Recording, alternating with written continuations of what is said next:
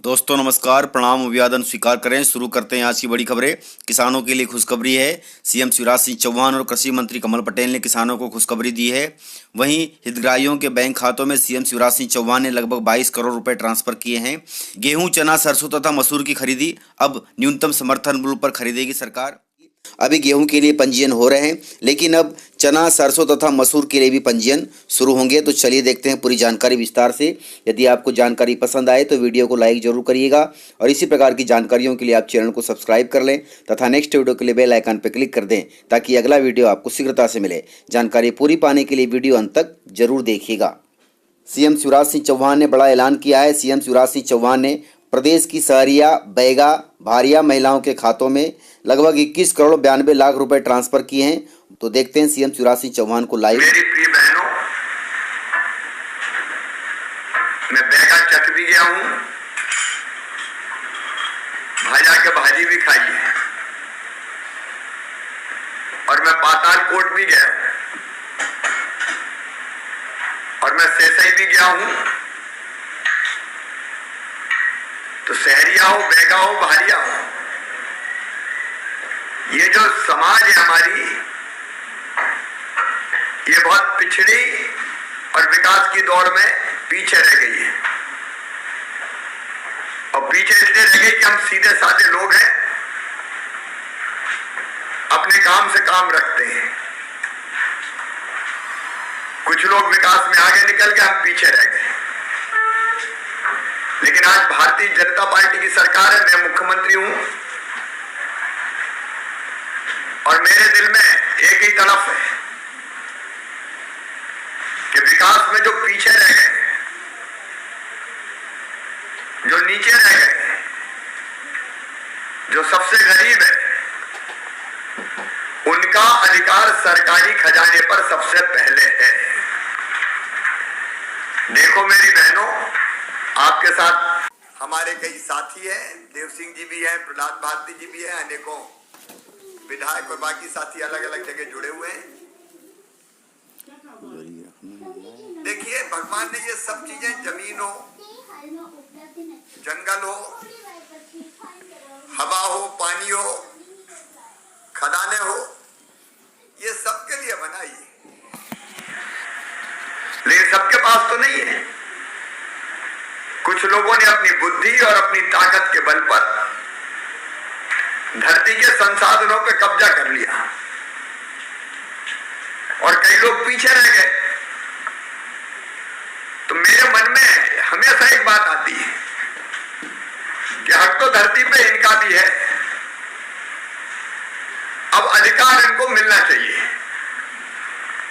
और मिलने के क्या तरीके? एक तरीका तो यह कि जिनके पास ज्यादा है उनसे छुड़ा लो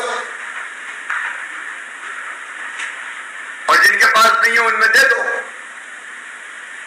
लेकिन वो रास्ता हिंसा का रास्ता है, वर्ग संघर्ष का रास्ता है, वो अमन चैन का रास्ता नहीं है। एक दूसरा रास्ता भी है कि जिनके पास संसाधन है उनसे पैसा लो टैक्स के रूप में,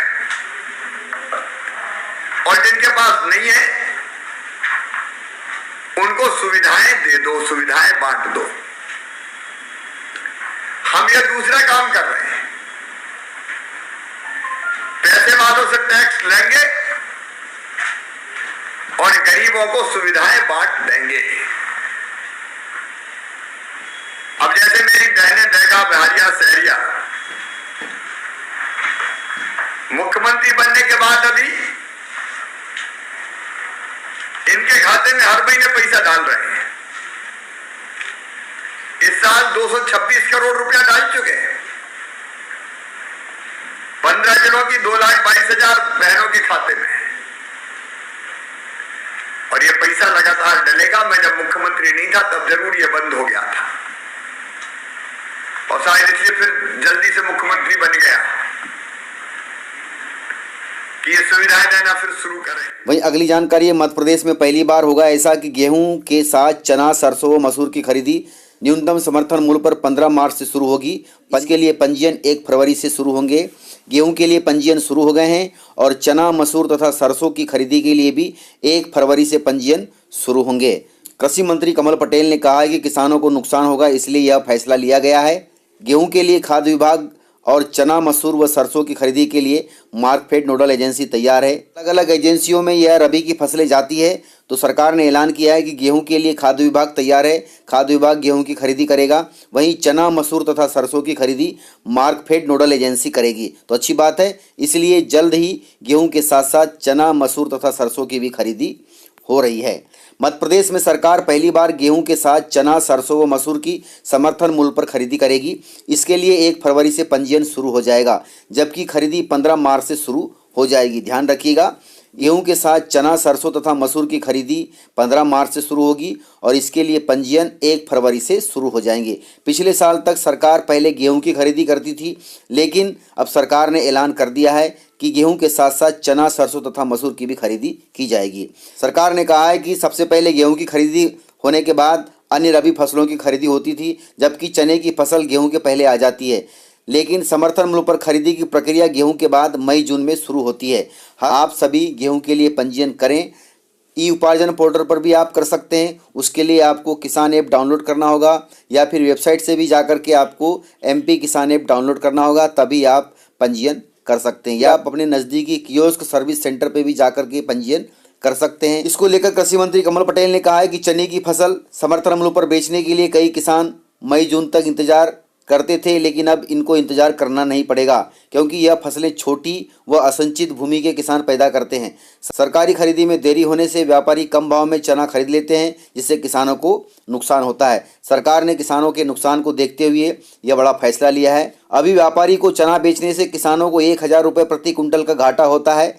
सरकार ने चने का समर्थन मूल्य 5100 रुपये प्रति कुंटल तय किया है, लेकिन व्यापारी किसानों से 3800 से 4500 रुपये तक खरीद रहे हैं। किसानों को औसत 1000 रुपये प्रति कुंटल का नुकसान उठाना पड़ता है, लेकिन मार्च में सरकारी खरीदी की घोषणा से किसानों को फायदा होगा और किसानों को राहत मिलेगी।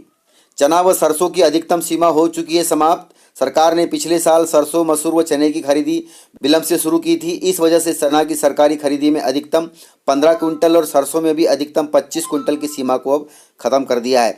इसको लेकर कृषि मंत्री ने कहा कि इससे मंडी में आवक बढ़ी और व्यापारियों को माल मिलना मुश्किल हो गया था। व्यापारियों को मजबूरन समर्थन मूल्य से 2000 रुपये कुंटल अधिक देकर खरीदी करनी पड़ी। इससे किसानों को 1000 करोड़ रुपए का फायदा हुआ है। मतलब समर्थन मूल्य पर यदि सरकार समय से किसानों की फसल खरीदती है तो व्यापारी भी उसी रेट में फसलें खरीदते हैं या फिर उससे ज़्यादा रेट में फसलें खरीदते हैं, जिससे किसानों को लाभ मिलता है। कृषि मंत्री कमल पटेल ने फसल OPD की भी शुरुआत की है। इससे पहले कृषि मंत्री कमल पटेल ने किसानों को बड़ी राहत दी है। उन्होंने बताया कि मध्य प्रदेश में पहली कृषि OPD का शुभारंभ किया गया है। इसके जरिए किसान अपनी फसल की फोटो भेजकर फसल की बीमारी का निदान पा सकेंगे। इस संबंध में उन्होंने कृषि विभाग के अधिकारियों को निर्देश दिए थे कि हर एक गांव में चौपाल लगाकर फसल OPD की जानकारी दी जाएगी, जिससे किसानों को यह सब जानकारी मिले और किसान अपनी फसलों को WhatsApp पे भेजकर उसकी बीमारी का निदान कर सके। किसानों के लिए और एक सुविधा जारी की है कृषि मंत्री कमल पटेल ने। हाल ही में कृषि मंत्री कमल पटेल ने एक बड़ी घोषणा भी की थी, जिसमें उन्होंने कहा था कि अनाज मंडियों में अभी स्मार्ट मंडियां बनने जा रही हैं। स्मार्ट मंडियों का फायदा सीधे सीधे किसानों को होगा, जहां अन्य सुविधाओं के साथ किसानों को मंडियों में ही किसानों के लिए इलाज की सुविधाएं दी जाने की घोषणा की गई है, जहां बाजार की तुलना में 50% कम दवाइयां उपलब्ध कराने का वादा किया गया है। तो इस प्रकार से स्मार्ट मंडियों में अब किसानों के इलाज की सुविधा भी रखी गई है, क्योंकि जब किसान फसल बेचने जाते हैं, किसी की तबीयत खराब हो जाती है, उस दौरान मंडियों में ही इलाज की सुविधा रखी गई है और वहां पर जो इलाज होगा 50% कंसेशन में होगा। तो अच्छी बात है, गुड न्यूज़ है। वहीं CM शिवराज सिंह चौहान ने ऐलान किया है कि किसान कल्याण निधि की राशि लगभग 5 जिलों के किसानों को मिलेगी। वे जिले हैं बैतूल, जबलपुर, गुना, हरदा और मुरैना। इन जिलों के किसानों को अभी CM शिवराज सिंह चौहान 200 करोड़ रुपए ट्रांसफ़र करेंगे और बाकी अन्य जिलों को अगले माह अर्थात फरवरी में ट्रांसफ़र करेंगे। मुख्यमंत्री शिवराज सिंह चौहान इन जिलों के किसानों से सीधे संवाद करेंगे और इन जिलों के किसानों को 2000 रुपये की राशि ट्रांसफ़र करेंगे। जिला, ब्लॉक और ग्राम पंचायत स्तर पर भी यह कार्यक्रम होंगे, जिससे इस योजना का प्रचार प्रसार हो और किसानों को लाभ मिल सके। तो इस प्रकार से जानकारियाँ थी।